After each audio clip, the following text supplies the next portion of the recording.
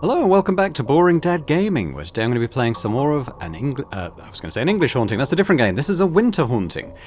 Also a puzzle game, also a point and click, but this one very much more of a sort of an escape room feel. Each room has a theme and like an overriding puzzle that little puzzles kind of build up towards. And I've had to write stuff down. I had to learn a type of maths I've never even done before. It's yeah, I'd say it's there's a lot going on. But let's start by reading this letter. Are you starting to see the picture? I've scoured this mansion room by room and I've been progressing just as you are. No answers. I've been locking each one behind me, bolting them shut and riddling them with complications, so that no one but the only person who truly cares would. Maybe you are that person. Maybe you are not. At this point, does it really matter? How can someone so sweet, so kind, and so loving just leave without any explanation? Or perhaps what we had wasn't really love. After all, I saw the locket tossed in the lake. I didn't have the heart to take it out, let alone open it. The necklace you used earlier to get in here was just a duplicate. So we remind ourselves that was the heart locket, wasn't it? I am furious, yet I don't know where to direct it.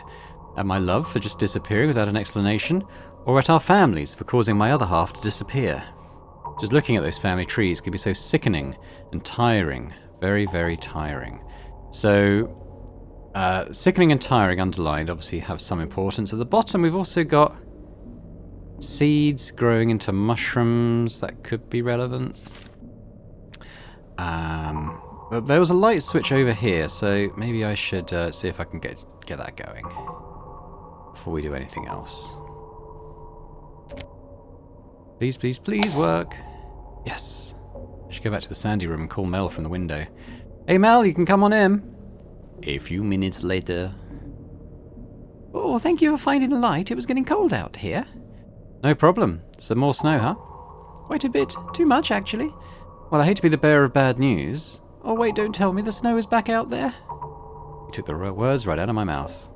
For my own sanity, I'm just going to stay in here and dust the leaves. At least that is more productive. So, this is the next room. Yeah, it's beautiful. Well, hauntingly beautiful. It almost looks like whoever decorated this room was in the Halloween spirit. Yeah, you're right in a way. Well, another room, another door. I should get back to it. Likewise, I'll be here if you need me. So, what have we got? We've got a ring up here. Giant ring. Oh, I've got it. It's like an engagement ring, but it's giant. There's also some kind of inscription written on it. IDI. I wonder what it stands for. Don't know. We're just going to do the usual thing of looking at everything and then trying to piece together what we can see. So in the previous room, this dotted line said best. Now this one says friends. I wonder if there was one in the flower room that I didn't notice. Destroyed board. This family tree is completely destroyed. It looks like someone vandalized it out of anger. I can only make out two things. This is the Lunabelle family tree, and the matriarch of this family was someone named Adeline Lunabelle. Adeline, have I seen that name before? Maybe on a portrait, because that might be Amy Lunabelle's mother. Unless Adeline is her full name, and people call her Amy. I'm not sure. Let's read this.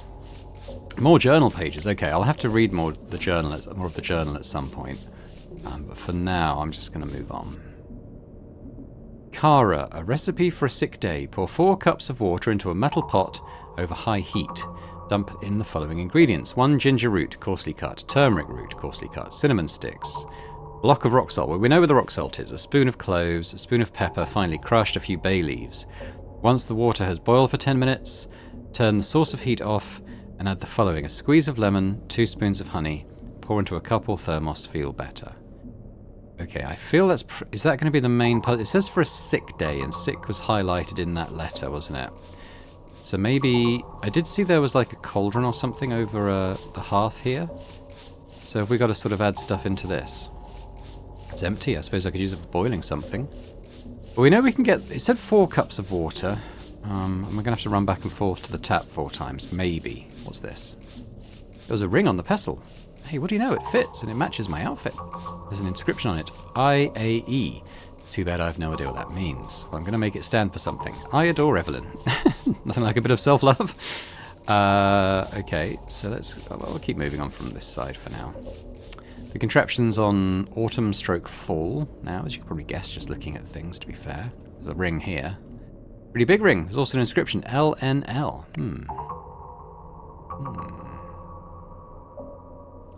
Smelly mixture. Giant mushroom. The mushroom is giant. It also has the strangest texture I've felt in a mushroom, like it's partially made of glass. Okay, we got smelly mixture. Gross, what is this? It reeks of chili and garlic. On the back it says fox repellent. Ooh, shoo those pesky foxes away. I think I just inhaled some through my mouth while reading that out loud. Got a small board here. Email. Buttons. Don't think I saw a computer around here. Anything in the slot? I haven't got a token. Okay, we'll come back to that. Grave. Oh, it just says, I hope this isn't real. Shovel. Ah, we've got a shovel. Cool. Hair care. Crimson Cascade. Hey, what do you know? A shade of dye that matches my hair is up there. And the Midnight Mocha is probably the other girl. I forget. I think Clara went brunette. I think. Or maybe an Amy. I can't quite remember. It's probably absolutely key that I do remember which is which, but I can't right now. A bag of dried berries has a pleasant smell, but I don't think they're meant for human consumption. Sly snacks. A tasty treat for all your fox friends. Jar. There's a letter in there. It reads, the husband of Adeline Lunabelle's best friend. The husband of Adeline Lunabelle's best friend. Maybe it was Amy. So did Clara get married to someone else?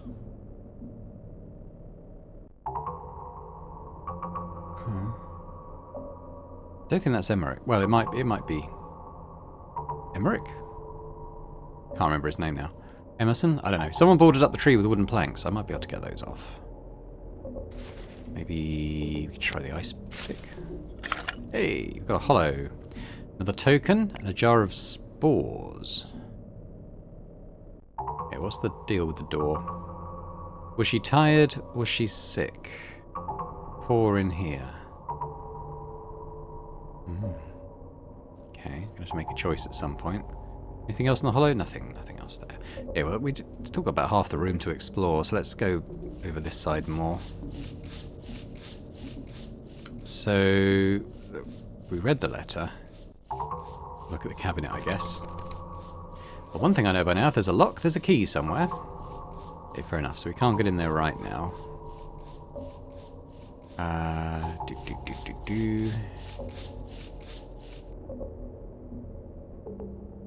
Well, we know where the rock salt is, and there's a couple of things that suggest we've got to go and get rid of the fox. Maybe grab the plant it's camped at.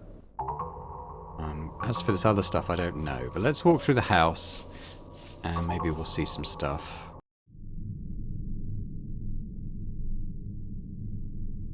Could I interact with that lemon tree before? I don't know that I could. I'll grab something. Take one. Okay. I can't remember if lemon was on that recipe. We could try to take another orange. Okay, she's going to leave the rest. Guess that's fine. So in this... Oh, these are glowing now. Dried herbs. There were definitely some herbs on that recipe. Mint, eucalyptus, linden. Aloe, nettle, cumin, hibiscus, oregano, lovage, yarrow. Oh, there we go. Pepper. I'll just go and take some of those. Hang on, the pepper plant also has a really tiny ring underneath with an inscription. EAA. So if I go on here... Oh, we're not taking any notes there yet. Okay. IDI. But it's D-A... Dan? And an A. Dana? I suppose the other letters may be relevant too, potentially. Okay. Well, we're still walking through. This is where the tap is. Is this where I get the water from? Mug is filled to the brim. Well, it said, I'm going to see what happens if I put one into that pot. Because it said 4 cups of water needed, right? Am I going to have to run back and forth 4 times, or does it happen automatically? I think I need more water. I should go to the floor room and get some from that contraption. I think it's happening automatically. Phew, well that was a lot of back and forth. Can that be my workout for the day? Wait, I've been walking around the entire time. You know what? Never mind. Okay, so that's the water done anyway. Let's keep... We've got to go to that fox plant, and the rock salt's in the forest as well. I don't know if there'll be anything else in here. Parlour. Is there anything in here we kind of needed to do? Oh, this is glowing now. Looks like there are some dried cloves here. I think this should be enough. Wasn't paying attention the first time around, but there's also a fairly small ring in this pot with the inscription MMM. Did someone eat something yummy when designing this?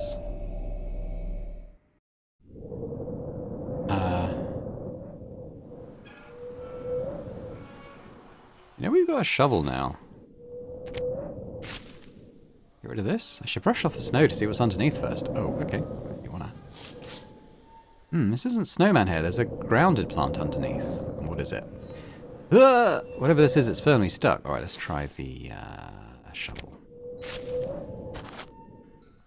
How on earth is turmeric growing in the snow? Okay, we're finding stuff for that recipe. For show.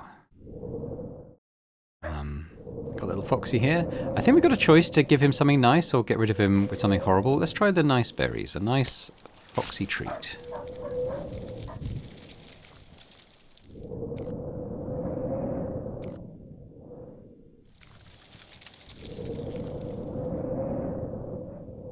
Yeah, little fox.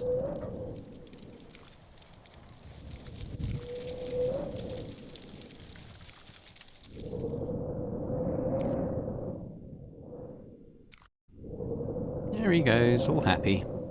Wish I had more berries to give it, but at least now it is in the forest again with the other foxes. Kind of think about it, I did pick up a pungent mixture earlier that looked like fox repellent. I can get rid of it. I'm glad I found a way to move the fox away without having to use that nasty concoction. Now about that plant.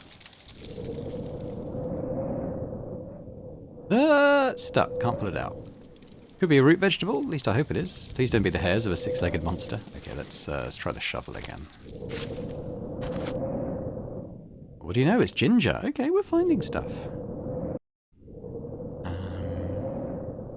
Oh, no, hang on. Do we use the shovel on the rock salt? She didn't seem to want to use the ice pick before, but it might be different now. Okay, yeah, maybe it's different now. Oh, do we just grab it? Don't question your luck, Everlyn. Take the rock salt. Okay. Now, I don't know what the recipe called for. We might have a lot of what we need.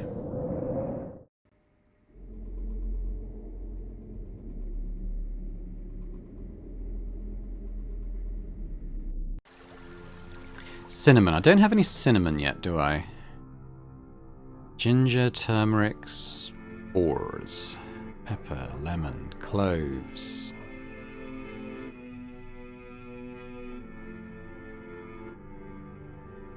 What if I use the minuscule ring on the small ring? Oh, just stop it! Got the big ring. Oh, okay. Yeah, maybe there's somewhere I got to put them all. It's gonna give me a code at some point, isn't it? I imagine.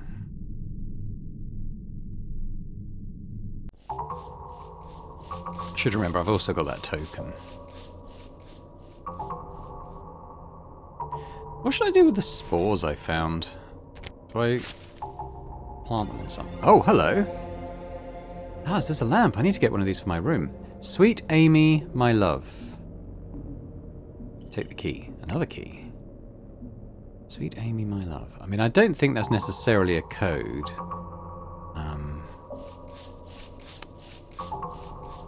Right, let's use the key on the cabinet. There might be cinnamon in here. Yes.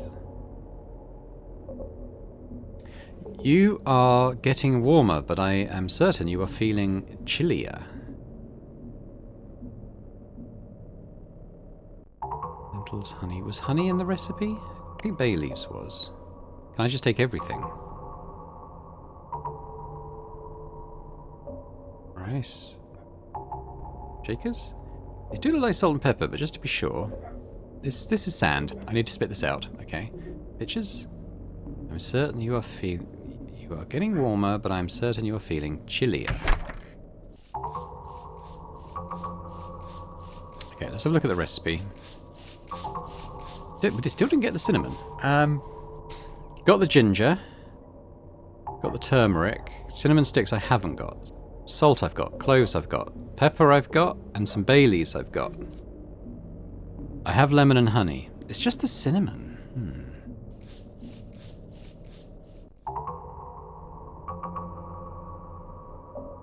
wondering if I've missed something. What was in the jar? Husband of Adeline Lunabelle's best friend.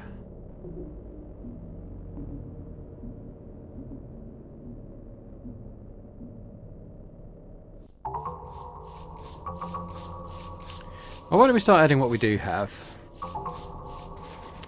We could add the bay leaves. The ginger. Might need to chop it, not sure. Okay, yeah, fine. Have I got anything? Knife?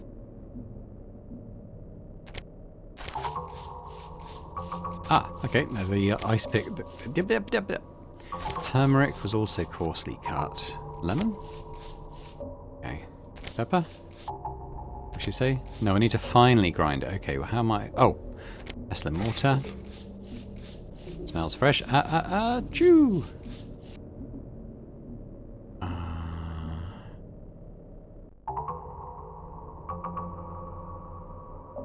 Cloves you just stick in whole, don't you? What about the rock salt? I might need to pestle and mortar that too. Oh. Mortar and pestle's gone. Fine. Probably not them.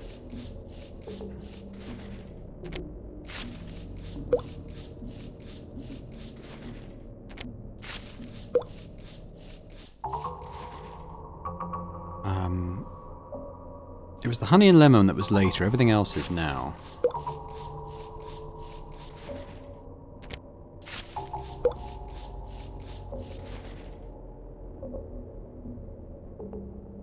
Probably need to heat it. Do I put that in the fireplace? Yes, I do.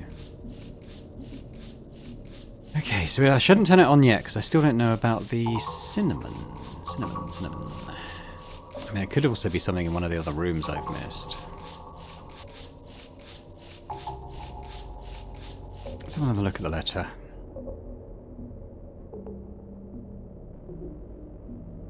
So as well as the sick and tired thing, it does mention the... I mean, it specifically mentions the...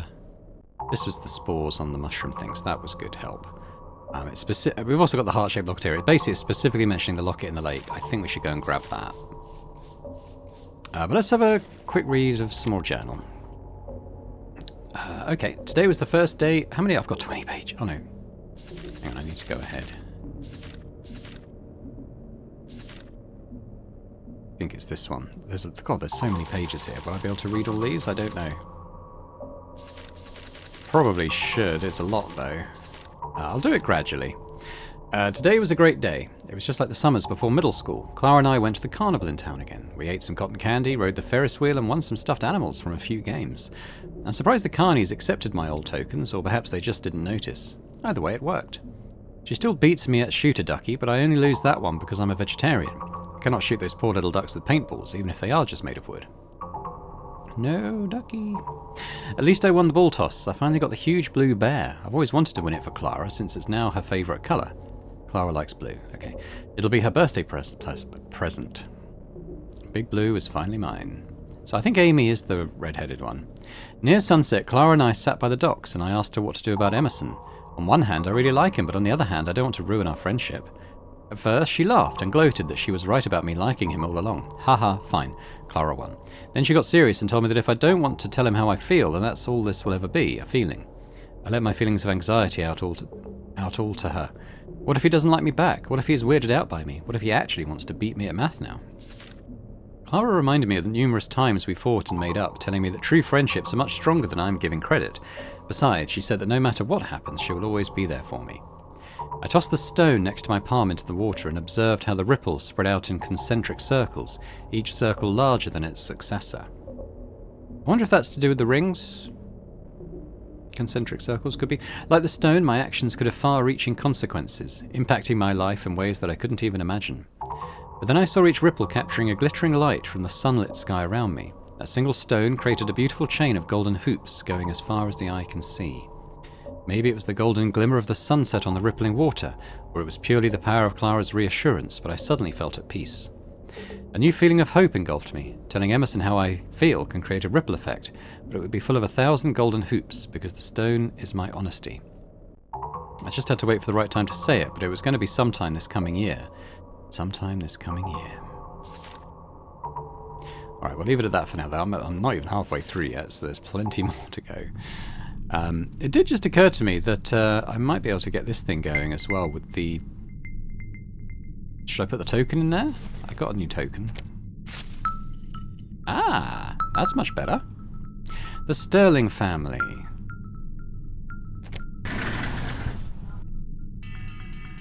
Enormous ring with the inscription AAA. Did I do the... I literally just pressed the first thing. Was that right? Okay. I think maybe we get like a Tower of Babel thing going on here. So let's large, probably large after giant. Then just normal ring.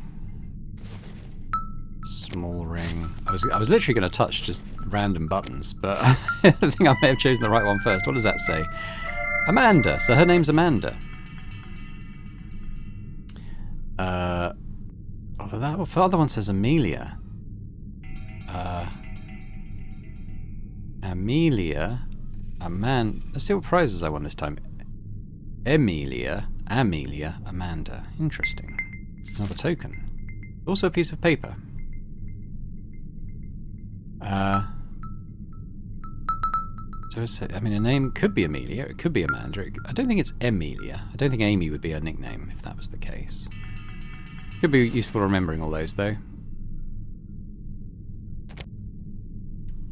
Last name.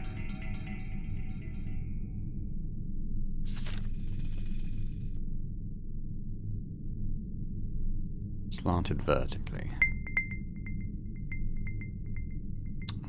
Was there another game I hadn't played yet? Her last name is Lunabelle, isn't it?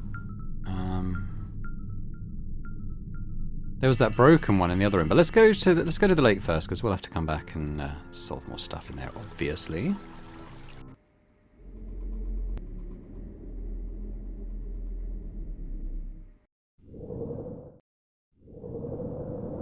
I don't remember which one it was in, so I'll have to do them one at a time.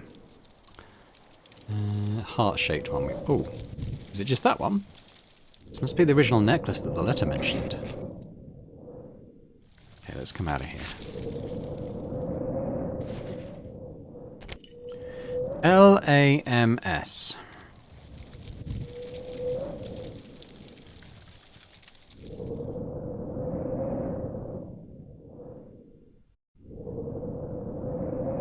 Does it relate to that last name thing? That was Lunabelle. What? Nothing happened.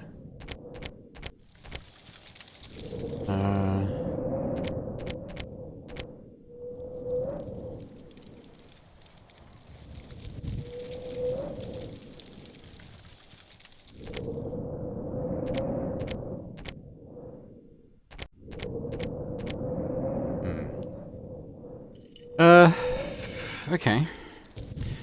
Right. Well, I think we should, let's go back to the mansion. Let's go back to that last room. So there might be a token. Although it was smashed up, maybe that token goes in that broken up family tree. Yeah.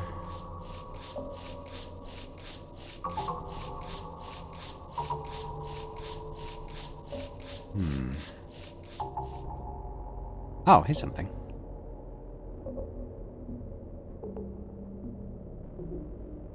Oh, okay, so it was Amanda, Amelia, or Emilia. Let's try Amelia. Oh.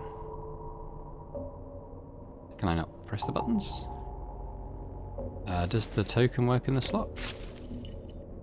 Aha, much better. Kind of looks like her at different ages, but let's try spelling out her name.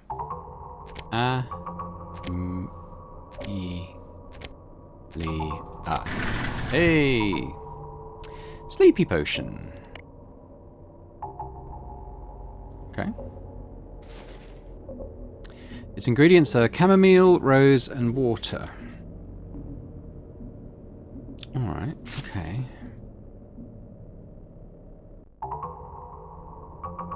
Wait, maybe this is a code. Sweet Amy, my love. Those are the letters on the locket, aren't they? Hang on. Sweet Amy, my love. Ah, cinnamon sticks. There's also a letter. Okay. Good, we can finish the potion now. Sweet Amy, my love, I'm sorry I had to hand this to you in secrecy instead of how we imagined, our families side by side, beaming at our love.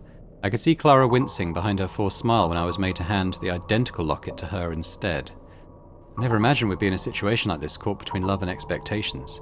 If there's any silver lining, this situation has proven that the three of us are truly friends. We will get through this, Clara, you and me. Love, Emerson.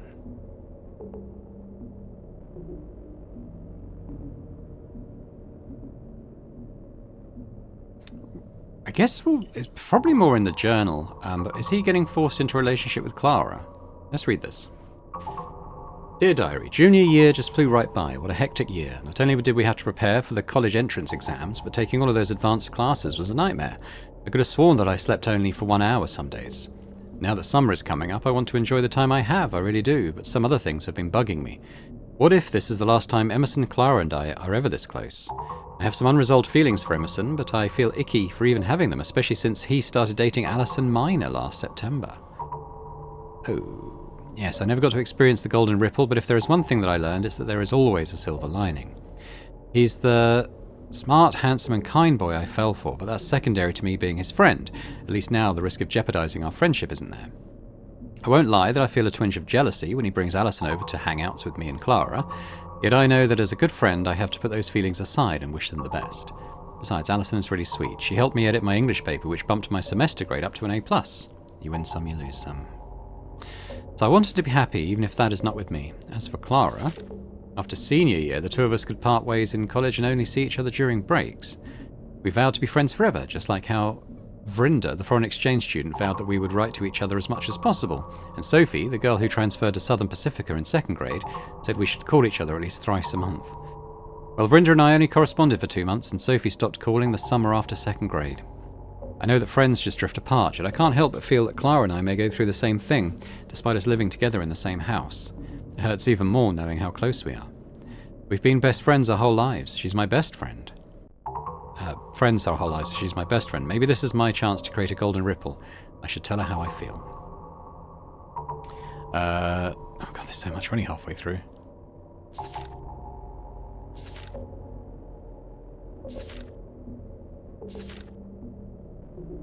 Oh, there's so much.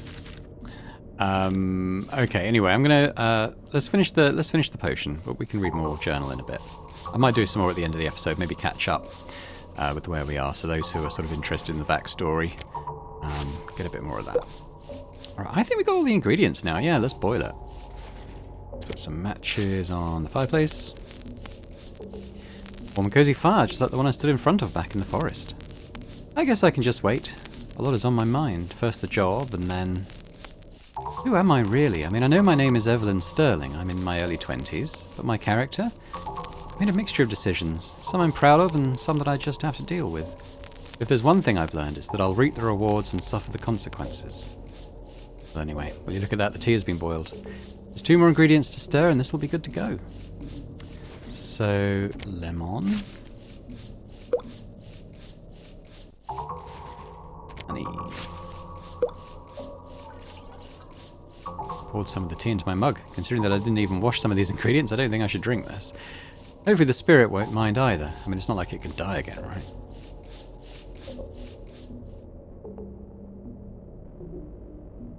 So I think that's it. I think we just pour this tea into this slot. Which means she was sick. I'll keep the sleepy potion for now. I don't think she was tired. It's like I have to pour another liquid. Really? Do I do the sleepy potion as well then? It does say sick and tired in the letter, to be fair. Maybe I do. No, she was what was.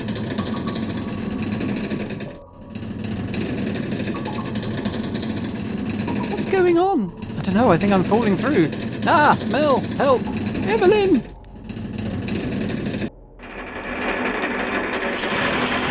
I hope I was meant to do that. Oof. Did I just fall? Ugh, I think I'm gonna faint. What was that?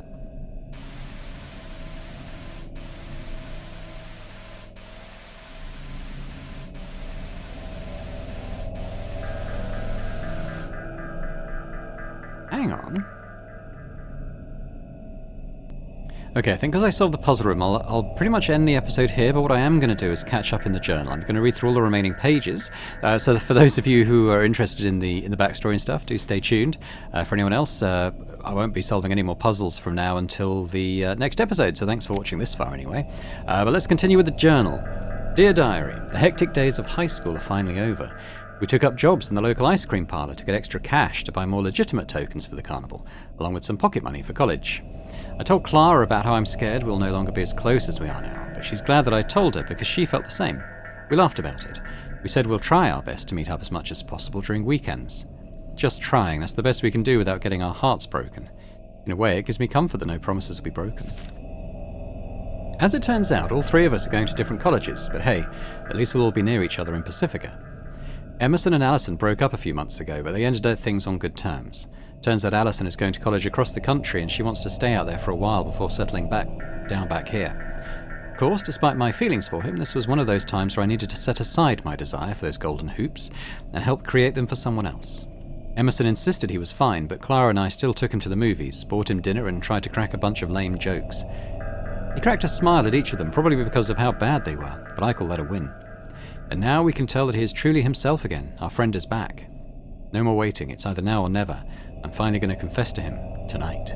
Okay, beach day. This would have been helpful during that puzzle. that beach room puzzle. It's 1 boat, 3 pearls, 4 anchors, 2 shells, 5 coconuts, 6 flowers. We worked it out on our own, but literally the solution was right here. Oh well. Dear Diary, I have some things to tell you, were the first words that escaped both of our lips. Turns out, before I got the chance to ask him, he's already had plans to meet me tonight. So there we were, on the same pier that Clara and I sat on 2 years ago. Being the gentleman that he is, Emerson insisted ladies first.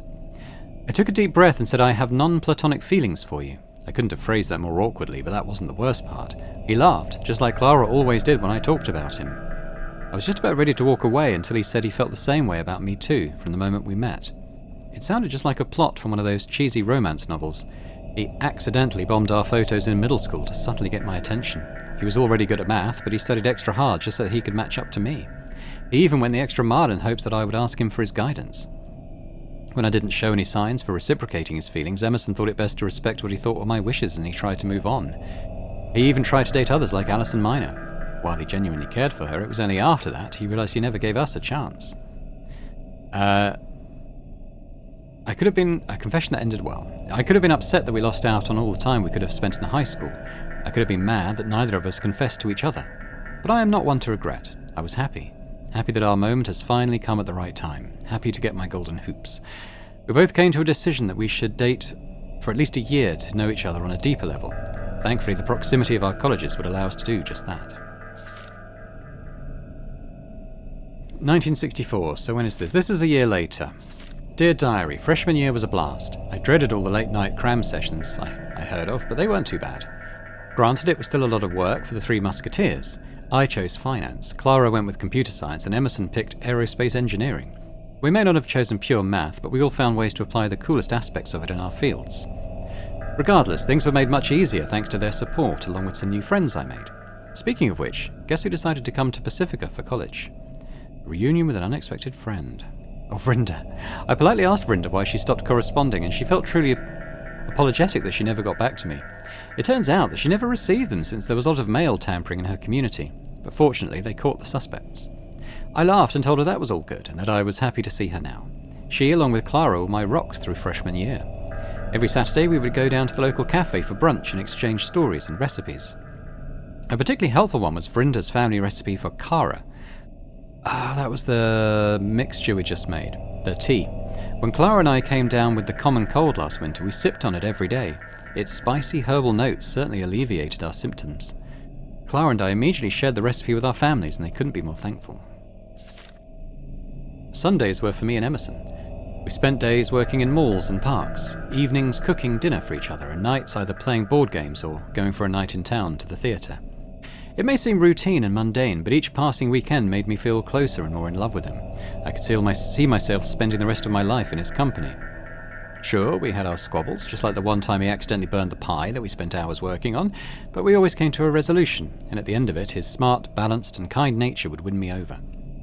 The day before I went back to college, I caught sight of Clara's and Emerson's parents conversing with each other. Their eyes darted back and forth between their children. Did they somehow find out about me and Emerson before we planned to tell them this winter? Clara swore she never told, not that I would be mad if she did anyway.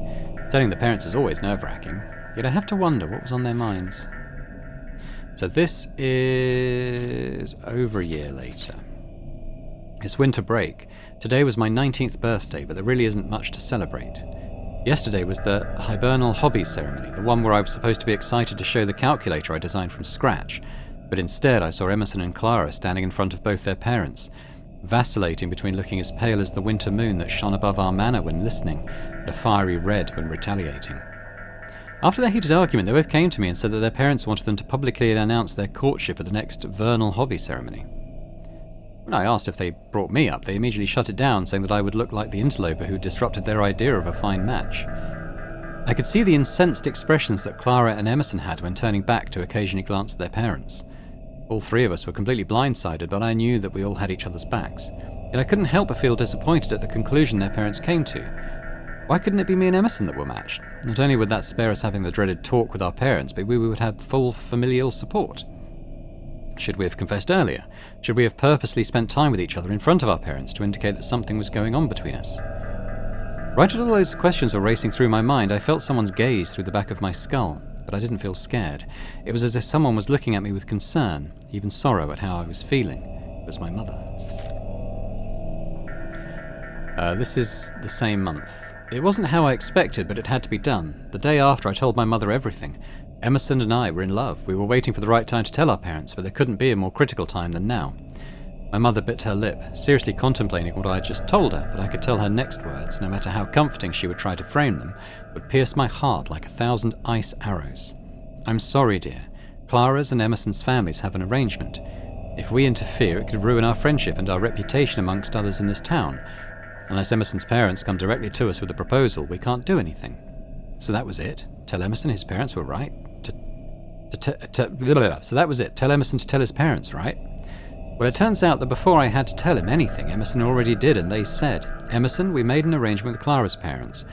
Breaking it off would be dishonourable. Unless the Sterlings say anything, we must respect this courtship. Besides, give Clara a chance. It is a fine match. Clara was the key. Yet Clara said her parents wouldn't even consider it unless Emerson's parents break it off. Children becoming the messengers of their parents.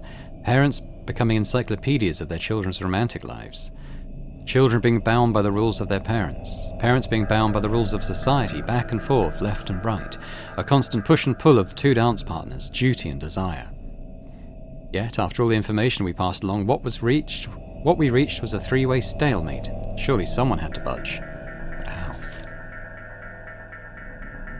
So this is about 6 months later. Another break, this one with more flowers and a bright sun to accompany. I suppose while I was pacing in the hallways of our house, Clara's eccentric grandaunt Clarice sensed my restlessness and offered to be a listening ear. Oh, how I badly wanted to tell her, to make her privy to the torment Clara, Emerson and I have been in.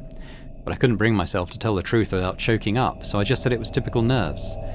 While I could sense from her eyes she didn't buy the explanation, she accepted it and just offered me a concoction of those rose and chamomile she pulled out from a small hidden panel. She said it would tire me out. I suppose it helped calm my nerves a bit, but tomorrow is the vernal hobby ceremony. Months have passed and the stalemate has not been broken. I can't even find myself upset at anyone. Everyone involved, both parents and children, made decisions they thought were best. But by some miracle I'd hoped that something would change and someone would speak up. Maybe that someone should be me. Next day. It's spring in northern Pacifica. It is never cloudy in warmer seasons, yet today it was. Where was the sunshine I craved so badly? I caught sight of the clock, 10:30 a.m. Oh no, I was late to the ceremony. Surely it couldn't have started. I was determined to speak up before it all started. Right as I hurriedly entered the courtyard, a couple of faces turned back to see the minor disruption I'd caused. Nonetheless, the host, far in the front, bellowed, "And here we have our youngest future couple, presenting Emerson Ashford and Clara Sterling." As the audience cheered, I stood there frozen with my mouth agape. Emerson and Clara both turned towards me for a split second, but the host whispered something in Emerson's ear, which prompted him to shuffle around his pocket. There he pulled out a hand-crafted locket, a beautiful work of craftsmanship with gems lining one side. He handed it over to Clara, who winced a bit through her forced politeness. "And what does this locket stand for, my dear boy?" "This locket always memorizes Sterling's," he said, looking uncomfortably back at me. So it does say lambs, but obviously... Yeah, I think she's going on to explain this. "Louder, boy, louder," the host egged him on. "This locket always memorializes Sterling's," he shouted, as a red flush of embarrassment swept across his face. As the audience broke out into louder applause and cheer, Clara's brows and lips curled into disgust, and Emerson turned towards me with a look of sorrow. And I collapsed onto the chair, my knees weak from shock, still meeting his eyes with my mouth open. I blanked out for the next hour or so. When the ceremony was finally over, Emerson and Clara came up to me. Clara lowered her eyes and softly apologized. "Sorry, I didn't want this any more than the both of you did. I'm sorry." "I know," I replied solemnly, looking down at my feet and kicking some stones in front of me. Clara nodded at Emerson and he gave her some privacy. "Sweet Amy, my love," Emerson said. Emerson, I. The first letter of each word is what opens it. See, we got the solution to that puzzle here as well. See how the gems on the side spell lambs, but the code that actually opens it is SAML. Clever, huh? I designed this locket for you. I'm sorry it couldn't be like we imagined in front of our friends and loved ones. No, Emerson, this is really sweet, thank you. Ignoring the compliment and concerned with my well-being, he asked, "Do you want me to stay with you for a while?" "No, I just need some time alone. Thank you for offering, though."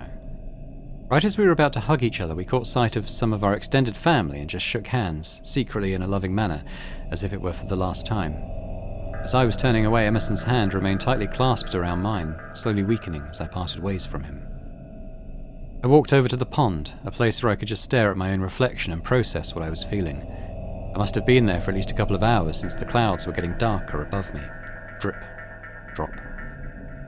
Looks like the clouds gave into the rain they wanted to pour. Some of the droplets fell into the pond and produced vast ripples, but none with any golden or silver lining. Just deep, dark ripples. I felt a drop from my eyes, and then another and another. As the rain began to mix with my tears, I couldn't hold back any longer. I let them fall freely into the lake, each tear joining the rain, creating ripples of their own. My reflection blurred, but for once I didn't mind. The rain hid my tears, and in that moment it felt like the sky was crying with me. I was sad. I was angry. I wanted to throw something. I ripped my purse, letting the contents drop to the grass. I violently threw them one by one into the body of water in front of me. Blindly, I picked up the necklace Emerson gave me and threw it into the lake as well. No, no, no. I didn't mean to do that. It was a gift. I frantically plunged my hands into the water, searching blindly through the dark ripples, feeling the cold sting against my skin. My fingers fumbled, grasping at the murky depths as panic surged through me. It was dark. So dark. I couldn't find it. I had to wait for the winter for it to resurface. It's funny how happiness is just vague memories and nostalgia, yet the pain and sorrow is what I remember clearly. Every person, every word spoken, the colours around me. It's vivid, like in those children's storybooks. At my lowest, hands covering my face, I heard Clara calling my name. "There you are. It's supper time. Come home." "Sorry, I know today was terrible, but this isn't the end. I've been thinking about how we can..." I couldn't pay attention to her words. I just looked up. I studied her carefully and remembered something. Clara.